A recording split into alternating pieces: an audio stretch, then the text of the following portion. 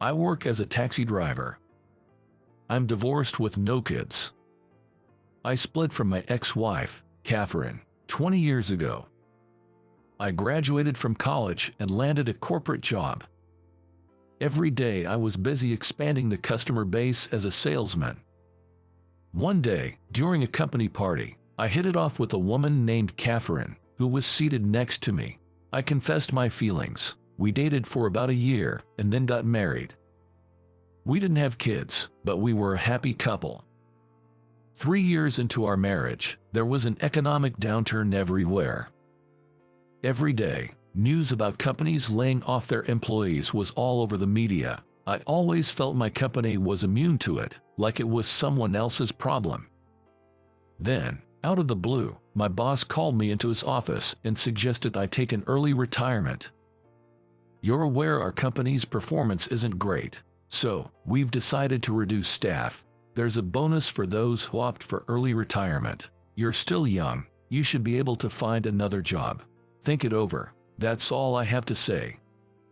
With that, my boss left the room. I was in disbelief and couldn't come to terms with it. Why me? I was in shock and couldn't think straight. It was a layoff disguised as early retirement. Our company is small scale, and the severance package was almost negligible. When I told my wife, Catherine, she seemed shocked and worried. Wait, what? It had been our agreement that Catherine would be a stay-at-home wife after we got married. But now, the one who had asked her to stay at home had to ask her to work. It was an unexpected turn of events, and I grew more frustrated by the day.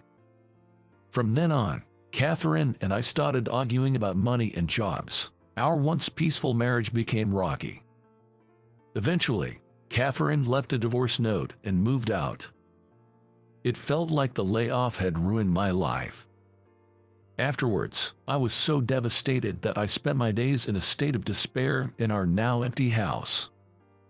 But I couldn't continue living that way forever.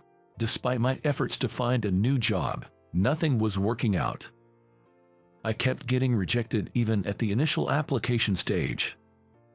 During one job fair, a senior employee from my current company approached me. Somehow, I ended up as a taxi driver, which was fine, but maybe because I started just for a living, I wasn't putting my heart into it at first. I faced many complaints during my early days due to my attitude, but an encounter with a young girl changed my perspective. Thanks to that experience, I can now take pride in doing my job with dedication. Phew, how many rejections have I had so far? While in the cab, I let out a long sigh. It's been 3 months since I started job hunting. I've been rejected by over 30 companies. When rejection keeps piling up, it feels like society is telling you, we don't need you, and it's really weighing on me. Miss, is everything okay? Did something happen? No, actually, I poured out my frustrations to the taxi driver. Despite studying hard, I failed my university entrance exam and ended up in my second choice. The economic downturn makes job hunting tough. My parents got divorced, and it's hard to reach out to either of them. It seems like I'm always failing at something. I choked back tears as I wrapped up my story. Well, I've been there. I was laid off from my job, and things didn't work out with my wife, leading to our divorce. Finding a new job was a real challenge. Even when I got this taxi job, I wasn't passionate about it at first.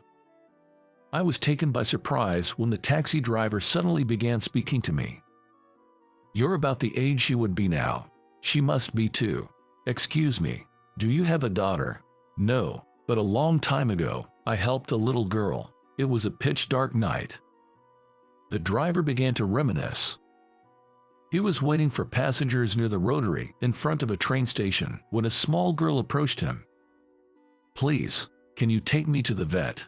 Perhaps because of the rain that had just stopped, she was soaking wet. She held a limp kitten in her arms. The girl handed the driver a $5 bill she had been clutching and pleaded. Please hurry. This is all the money I have. Go quickly. The driver realized something was wrong and immediately drove her to the nearby animal hospital, where the kitten received treatment. I hope the kitty's okay. Later, the girl's parents arrived and he learned the full story. Apparently, she had found the kitten and wanted to keep it, but her parents didn't allow it. So, she had secretly been taking care of it in a park. She had gone to check on the kitten during the heavy rain earlier and found it collapsed. Oh no, kitty, are you okay? According to the vet, the kitten was just malnourished and would be fine with proper feeding. The kitty will be okay. Thank you so much, Mr. Taxi Driver. I couldn't have gone to the vet on my own. The girl's eyes sparkled as she spoke. By the way, I'm sorry. My dad told me $5 isn't enough for a cab ride. I shouldn't have troubled you. It's okay.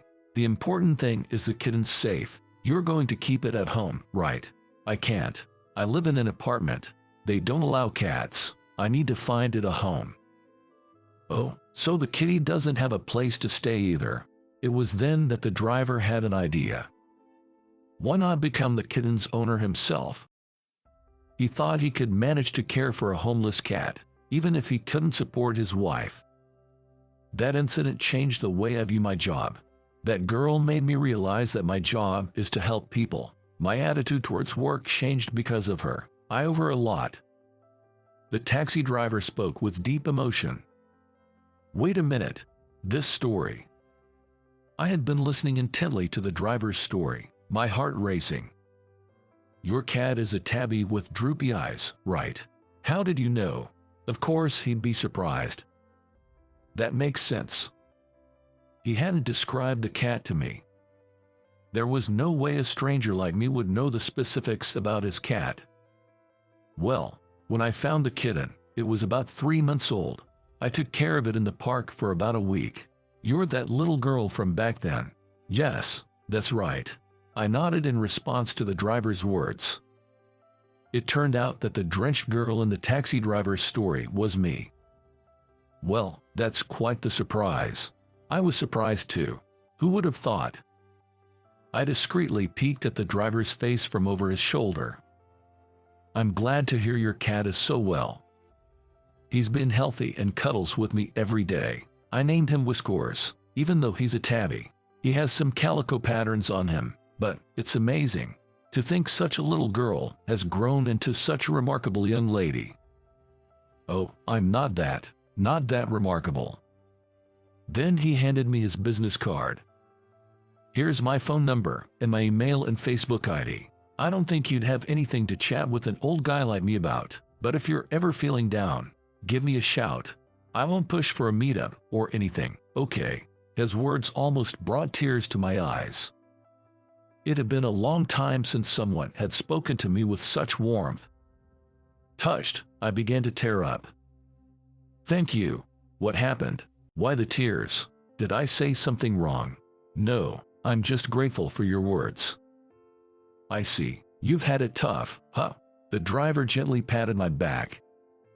I sniffled, crying even louder. It's okay. Reach out if things get tough again. Yes. Thank you. Holding onto his business card, I parted ways with the driver. Although I felt a bit lonely, my heart was somehow warm. Not long after, the driver sent me a picture of Whiskers. When I first found him, he was tiny enough to fit in my palm, but now, he's a big cat, weighing over 22 pounds. Even on bad days, looking at plump Whiskers photos always cheered me up. However, my job search continued to be challenging. But, for some reason, I didn't get as down as before. There are times when your hard work isn't recognized. But if you give up just because of that, it's over. I continued my job hunt with determination and also worked on my thesis. Whenever I felt disheartened, I'd message the driver on Facebook. And he'd always reply with a picture of Whiskers, cheering me on with a keep it up. But then, something happened that threw me off. Hello, Michelle. How about moving in with me? Why such a sudden proposal? It was a call from my mom. My dad was paying for my college tuition, and I was covering my living expenses with a part-time job and scholarships.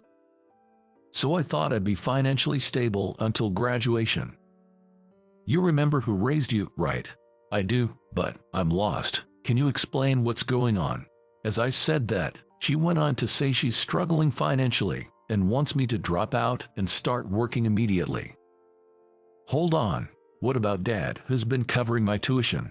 If I drop out now, it'd be a waste of all that money, wouldn't it? But I'm out of money. I need you to help me out. I'm sorry, I have to hang up now. Wait. Unable to bear my mom's words, I quickly hung up. She called back immediately, but I ignored it. From that day, I received numerous messages and missed calls from her. But I didn't even have the strength to go through them.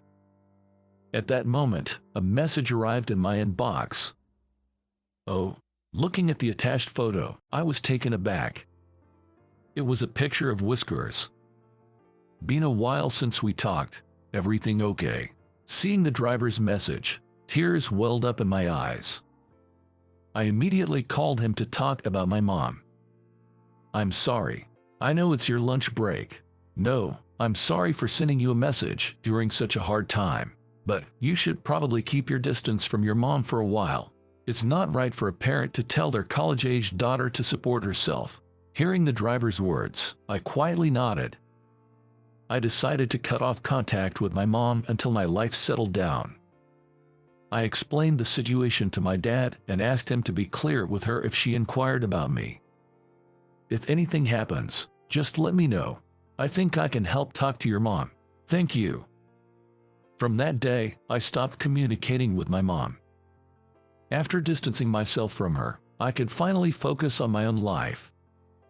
My younger brother told me she kept calling him persistently, but he firmly declined her calls. After that, she stopped reaching out. I then met up with the driver and finally got to see the real Whiskers. Whiskers, upon hearing my call, it meowed and came closer to me. He's so adorable. Thinking of those times always brings a smile to my face. During those challenging job hunting days, a dream sprouted within me. I shared it with the driver. I've found what I want to do. Oh, that's great. What is it? I began juggling a part-time job and attending a driving school to achieve a certain qualification. Finally, after a few years, I realized my dream. Welcome. You might be the first female taxi driver in our company. I successfully passed the driving test and geography exam and got a job at the same taxi company where the driver worked. I'm looking forward to working with you. I got you. I shook Ken's hand. He gently patted my head. I have another dream. Once I get used to the job, I plan to confess my feelings to the driver. I hope, someday, the three of us, including Whiskers, can live together. With that thought, I smiled to myself.